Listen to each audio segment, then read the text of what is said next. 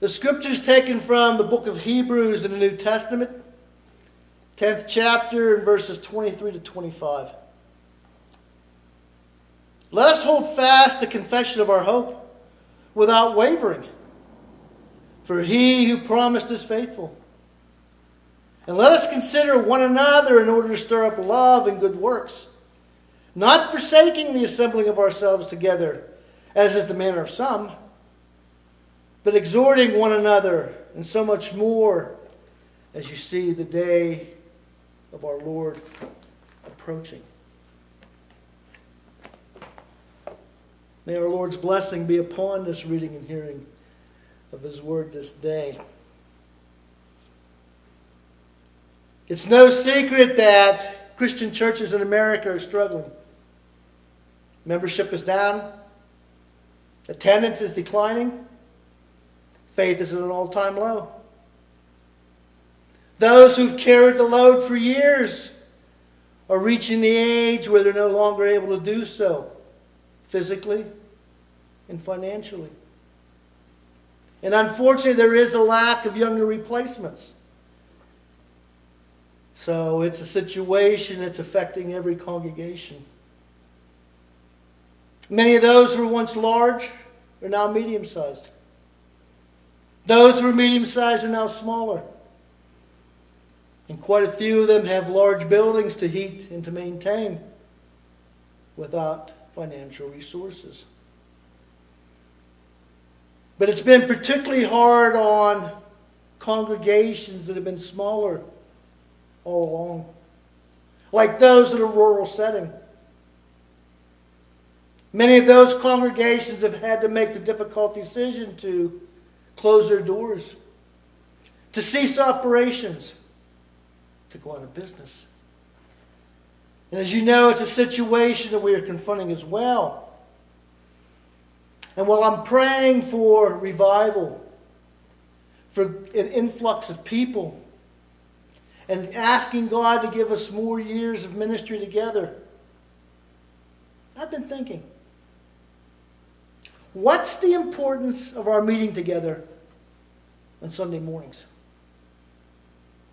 What's the purpose of this hour? Why does the Bible command us not to forsake the assembling of ourselves together? For some Christians, going to church is tradition. It's a habit, a routine. It's what they've done since childhood. When they wake up on Sunday mornings, they know that they're going to church. And if for some reason they can't or don't attend, it's as if their entire week is out of whack. For others, it's an emotional experience. It enables them to cope, to deal with the problems and stress of life by feeling close to God and to other believers. It reassures them of their place in God's family and serves as a reminder to them that He is looking out for them. And for still others, it's an outward expression of their faith. It's an opportunity to worship God in the company of other believers, to lift their praises in song, to make their requests made known through prayer, and hopefully to be motivated by an uplifting message. But not having been raised in the church, I sometimes have a different perspective than most. What if the church, meaning each one of us,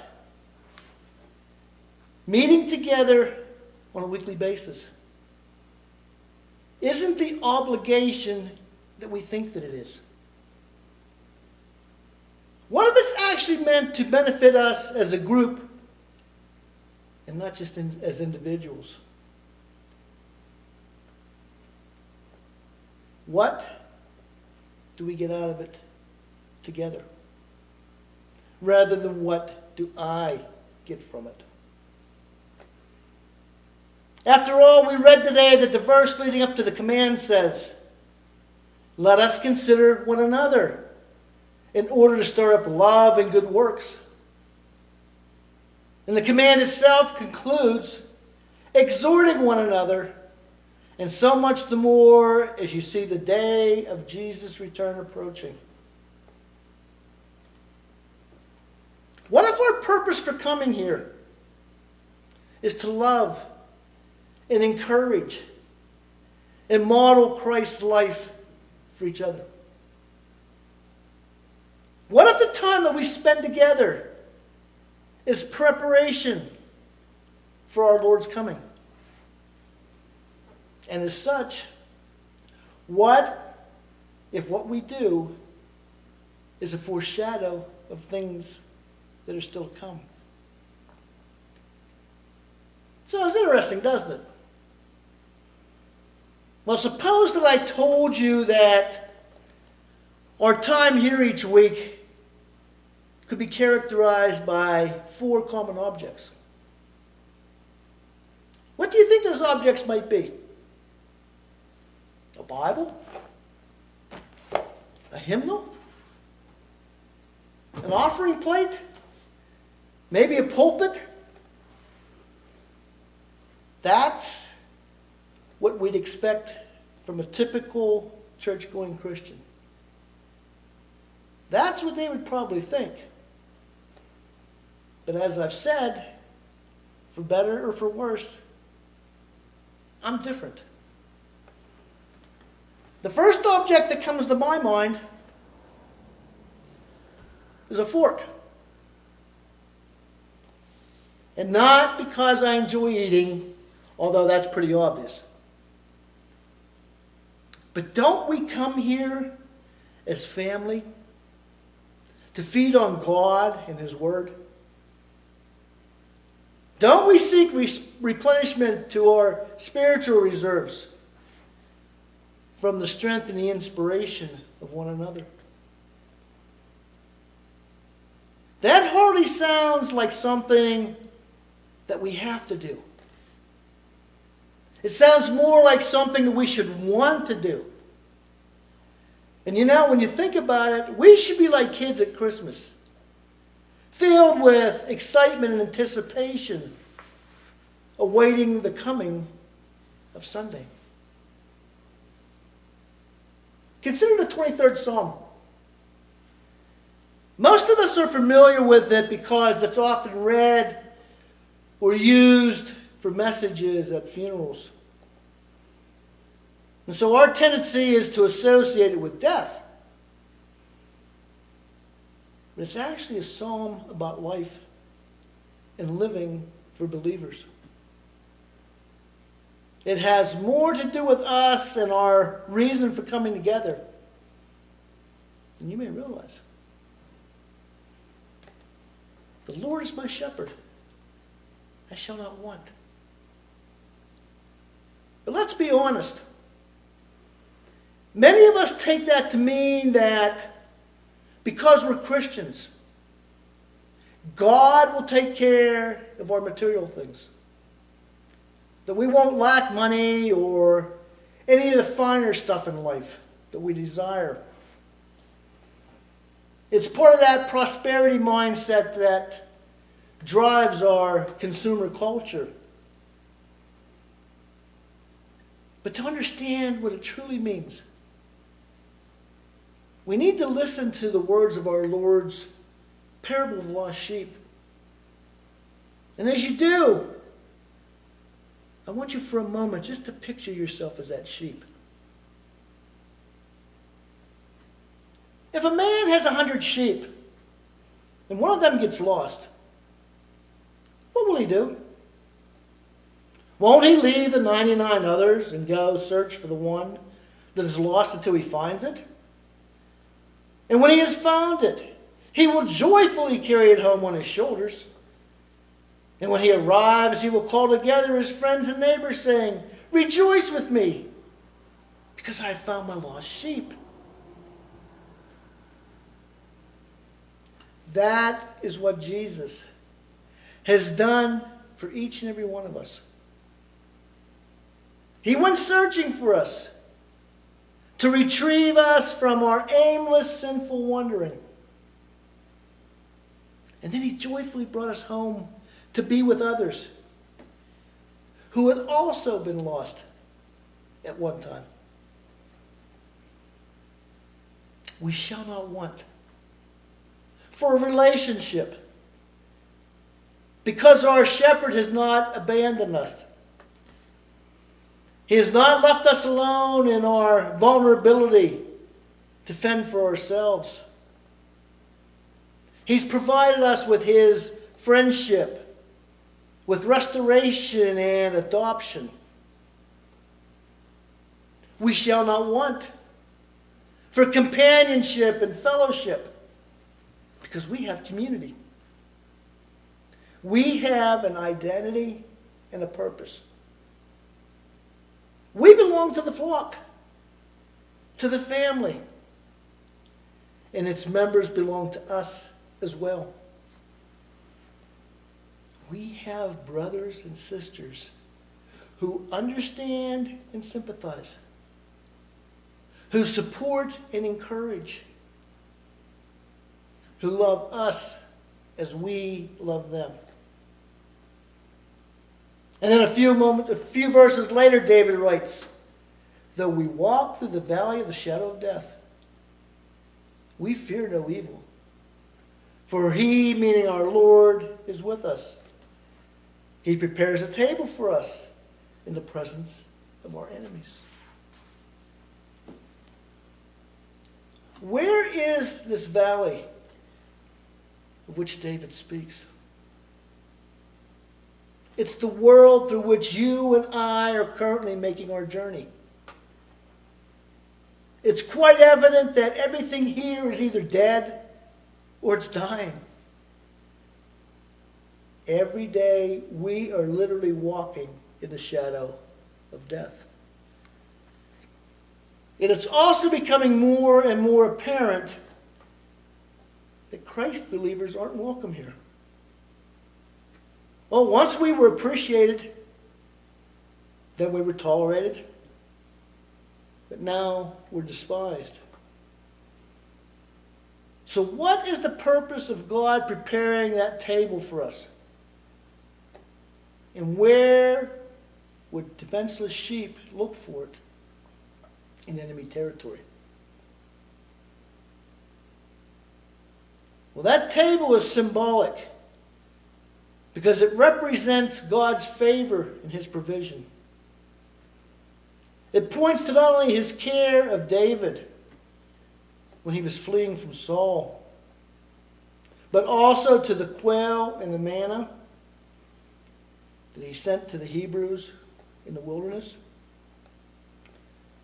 It applies to the prophet Elijah, whom God fed through the ravens, who brought him meat and bread twice daily. And also to the widow, who shared what she had with him.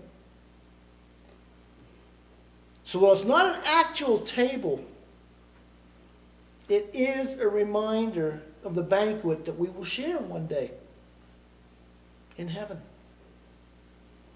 It's a visible sign of God's blessing that's intended to give his people hope, to inspire us to persevere, no matter how dark the world becomes or difficult the way may be, or how much the wicked may prosper. And do you know what that sign is for us? It's visible every Sunday morning in the sanctuary. In this place of refreshing where we worship God, who is our fortress and our refuge. That sign is our brothers and sisters in the Lord. Our little flock, this congregation. When someone learns that I'm a pastor, they invariably ask a question that I've come to expect. Where's your church? And after I explain that it's not my church, I tell them where we meet. And I know what's coming next. Well, how far is that from where you live? Well, when I tell them it's about 30 miles one way, they get that look on their face, that strange look like there's something growing out of the middle of my forehead. And they'll say, "You mean you drive that far to go to church?" And once again, I politely explain that I go that far to be with the church. And their response is typical. "But that's 60 miles round trip." My answer is I always do. I know. I've been doing it for more than 25 years. But let me ask you something. How far is too far to go to experience heaven on earth? Heaven is so wonderful that you and I can't even begin to imagine what it's going to be like. So don't you think that God, in His infinite wisdom and His graciousness, would want to provide us with a sample to whet our appetites, to make us hunger for more, for what is still to come? That's the purpose of the church when we're functioning properly. We are to be the salt of the earth and the light of the world. Which means we are to attract and draw others to God. To let them taste and see for themselves that the Lord is indeed good. So that they too might desire Him. And those of us who already do might want more of Him.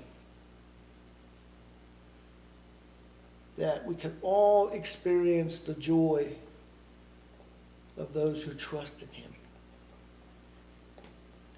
And yet I'm sad to say that so often the church isn't fulfilling that role.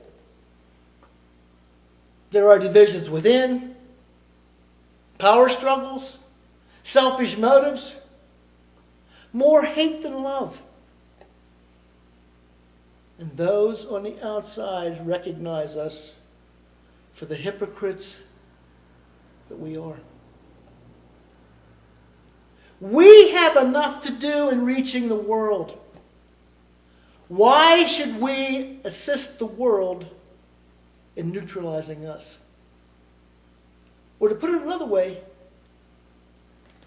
why should we be living as the world? Having said that, I want to thank you. It's true that we may be small in number, but what we have here is truly unique. We are humble people with a deep sense of love, admiration, and respect for one another. We build one another up rather than tear each other down. And that's what our Lord intended when He established His church. And so I want to encourage you to hang in there, to keep the faith, to hold on to hope and to one another. And don't give up under any circumstances. And if you're wondering what the other three objects are, you'll have to come back next week. But in the meantime, remember this. Each of us is God's reminder to the others to hold on to our forks. Because as good as this is, the best is yet